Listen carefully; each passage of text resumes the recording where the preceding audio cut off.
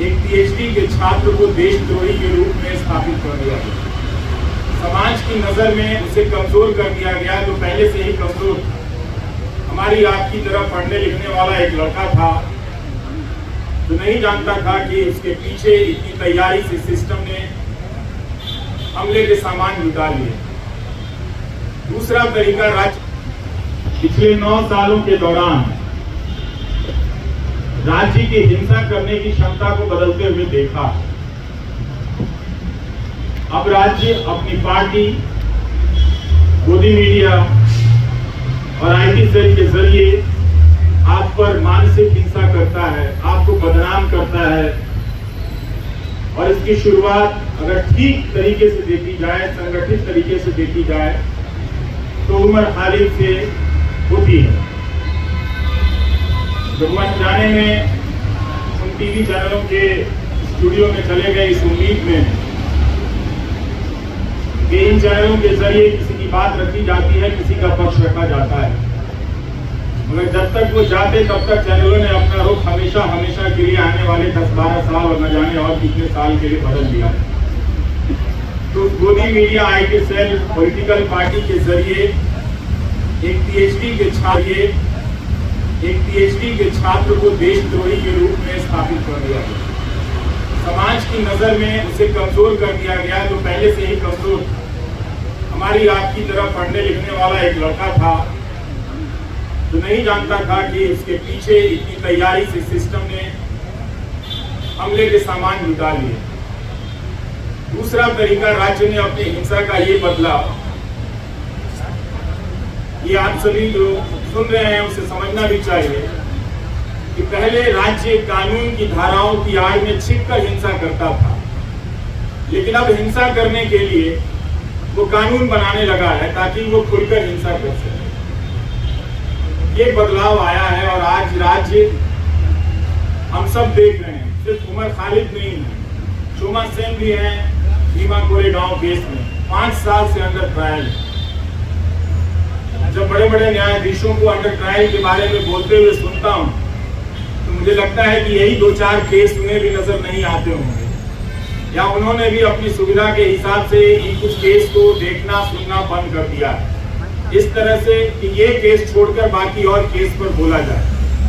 तो कभी भी सबके सामने में है, सुप्रीम कोर्ट ने तमाम टिप्पणियां की है जमानत को लेकर, सबके सामने ये बात है, मगर कभी भी 1000 दिन तो सुनवाई चली है दिल्ली की निचली अदालतों में, बेतवा शर्मा ने लिखा है, और कोई 400-300 दिन दिल्ली हाईकोर्ट में इस तरह से जमानत को लेकर सुनवाई चलती रही। इसके बाद भी जमानत एक इतनी मुश्किल उम्मीद इस लड़ाई में बनकर सामने आ गई।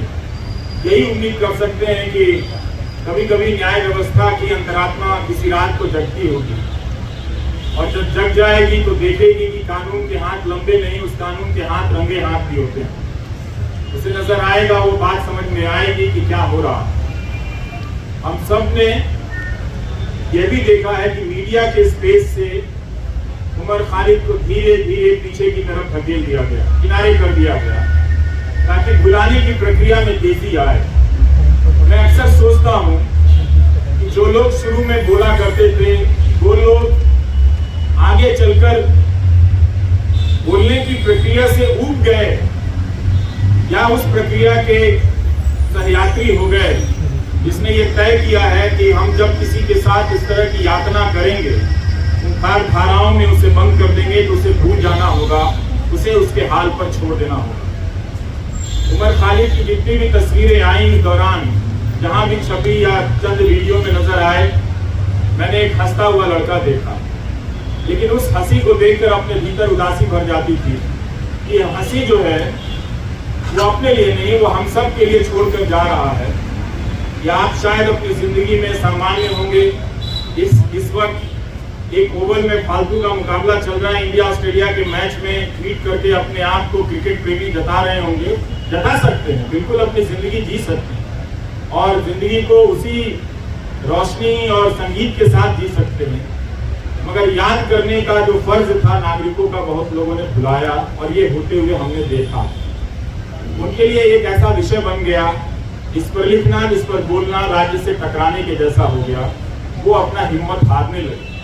लेकिन यहाँ आकर यही लगा कि शायद मैं उन 2-4 लोगों की परवाह कर रहा था, 8,000 लोगों को, सैकड़ों लोगों को नहीं देख रहा था जो आप राज्य से लड़ रहे हैं। राज्य कई तरह के सेंसर लगा रहा है, लेकिन फिर भी आप बातों को पहुंचाने के लिए अपने कैमरे हाथ में थाम कर उठाकर खड़े हैं। ये बहुत बड़ी बात है। मैं याद करना चाहता हूं उमर के साथ आज बेतवा शर्मा को भी, जिन्होंने दिल्ली दंगों के मामले में शानदार रिपोर्टिंग की, आज भी की है बेतवा ने, और पहले भी सफूरा के मामले में उन्होंने शानदार रिपोर्टिंग की। और इसकी वजह से लोगों ने जाना कि नताशा नरवाल, देवांगना कालिता, इन सब के साथ क्या हो रहा है। इन्हें जमानत मिली, लेकिन उमर खालिद को जमानत नहीं मिली। हम इस केस के बारे में जिस तरह से आप बेतवा ने लिखा है कि दिल्ली पुलिस की गवाहियों में, उसकी दलीलों में कितने अंतर पाए गए हैं, ये सब डॉक्यूमेंटेड है। और आप सभी को पढ़ना चाहिए कि एक पत्रकार में, और पत्रकारिता सीखने के लिए भी पढ़ना चाहिए कि अपनी उस बात को कहने के लिए बेतवा शर्मा और उनकी टीम ने कितने हजार पन्नों के दस्तावेजों को पलटा होगा, और उनके वकीलों ने जो उमर के साथ लड़ रहे हैं उन लोगों ने कितनी कानून की किताबों को पलटा होगा कि इंसाफ और जमानत तक, ये दरवाजे तक उमर खालिद को ले जाए। मगर लगता है कि वो दरवाजा, उस दरवाजे तक पहुंचने का रास्ता बहुत लंबा कर दिया जा रहा है, या शायद उमर खालिद के लिए ही बहुत लंबा है, या शोमा सेन के लिए बहुत लंबा है, स्टेन स्वामी के लिए जो दरवाजा कभी उस दरवाजे तक पहुंच ही नहीं पाए, इस दुनिया से चले गए। और भीमा कोरेगांव केस में क्या हो रहा है, ये सब हम सब देख रहे हैं। निहा मसीह ने कितनी बार इन सब चीजों को याद करने की जरूरत है। वॉशिंगटन पोस्ट के जरिए रिपोर्ट की कि भीमा कोरेगांव केस में लोगों के कंप्यूटर में फर्जी फाइलें डाल दी गई, जिससे उन्हें प्रधानमंत्री की हत्या की कथित साजिश के आरोप में आरोपी बनाया जा सके। और लोग इन धाराओं में, इस मामले में कई महीनों से जेल में हैं। इसलिए उमर को याद करना, उमर के साथ साथ इन तमाम मामलों में बंद कर दिए गए लोगों को याद करना भी है। और ये अच्छी बात है कि रोना विल्सन को कोई याद नहीं कर पाता है, शोमा सेन को कोई याद नहीं कर पाता है। वो कुछ बंदिशें लगी हैं याद करने वालों ने, अपने लिए कुछ कायदा चुन लिया है कि हम इन्हें याद करेंगे, इन्हें याद करने में ज्यादा सुरक्षा है, इन्हें याद करने में ज्यादा खतरा है। तो वो अपनी सुविधा के हिसाब से किसी को याद करते हैं, किसी को याद नहीं करते। तो उसमें उमर खालिद की जगह अब भी ऐसी बनी हुई है, आप लोगों ने बना कर रखा है कि आप लोग उसे याद करेंगे, और जब भी उसे याद करेंगे उसके चेहरे के साथ साथ इन सभी चेहरों का चेहरा सामने आएगा। और आपके पिता SQR इलियासी जी, जब हम अपनी रिपोर्टिंग की दुनिया में कदम रख रहे थे, तो आपके पास न जाने कितनी मर्तबा हम लोग अपने कैमरे को लेकर गए हैं, और एक जिम्मेदार नागरिक के तौर पर आपके बयान लेने के लिए मैंने आपकी चौखट पर तमाम बड़ी मीडिया को देखा है, जो अब शायद आपसे दूरी बनाता होगा, किसी एहतियात की चिंता में या किसी सरकार की चिंता में, वो जो भी है। लेकिन प्रेस क्लब की ये सभा आश्वस्त करती है कि राज्य के पास ताकत तो बहुत है, लेकिन आप लोगों के पास इरादे भी कुछ कम नहीं है। आप लोग याद कर रहे हैं उसे, इस 1000 दिन को आपने यूं खाली जाने नहीं दिया, याद करके बता दिया कि नाइंसाफियां जहां जहां दर्ज है हम उन्हें पहचानते रहेंगे, उनके बारे में हम लौटते रहेंगे और लोगों को बताते रहेंगे।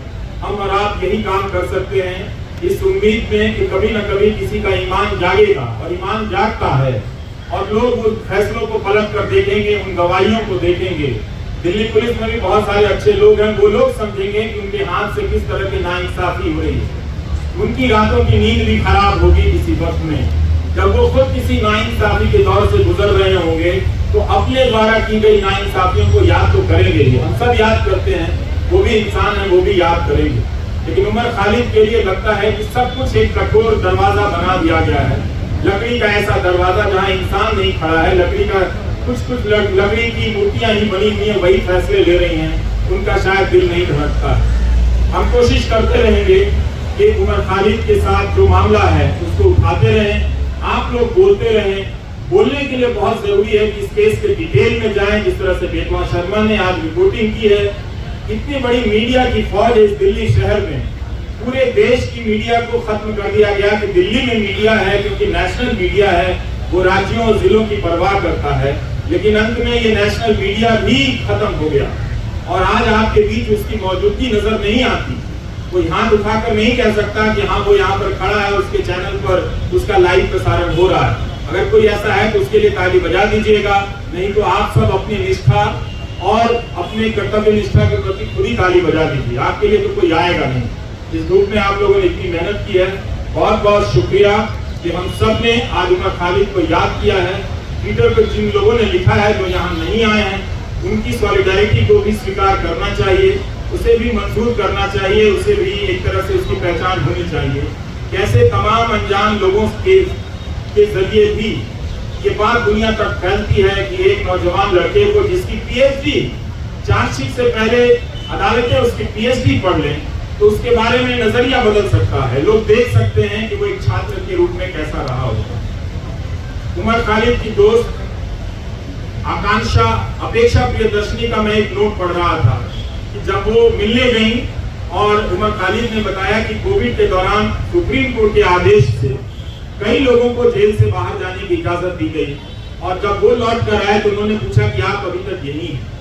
मतलब उस महामारी में भी किसी को ये याद रहा कि इस एक कोई उमर खालिद है जिसे बाहर नहीं भेजना है। उस महामारी में भी उसकी पहचान याद रखी गई, उसकी निशानदेही को याद रखा गया।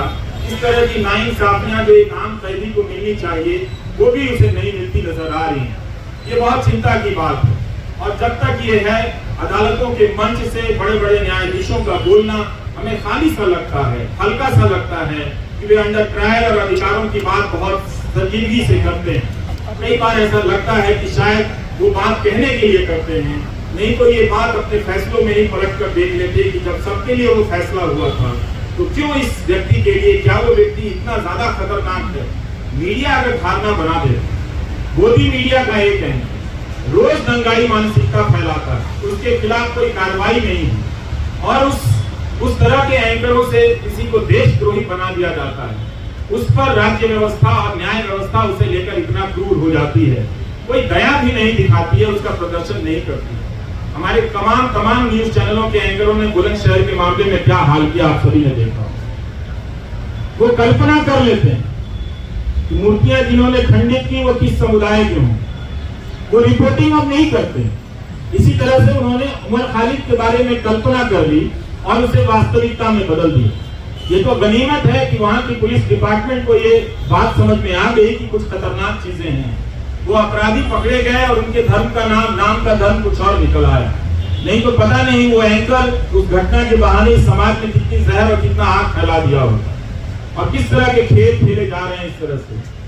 तो इन बातों को देखना है, समझना है कि उमर खालिद एक बहुत बड़ी साजिश का शिकार हुआ है, जिसके तहत तंत्र ने अपना पहला परीक्षण किया कि क्या किसी निर्दोष छात्र को इस तरह से चिन्हित कर, देशद्रोही बताकर, उसे एक तरह से देश के लिए खतरे के रूप में प्रोजेक्ट कर उसे जेल की सलाखों के पीछे भेजा जा सकता है।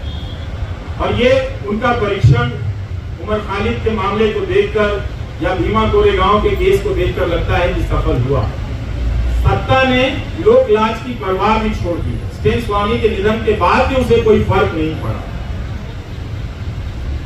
किसी बात का कोई फर्क नहीं पड़ रहा। यही आज की सरकार का उसकी समझ है या उसकी पहचान है। हम सबको ये नोट करने की बहुत जरूरत है।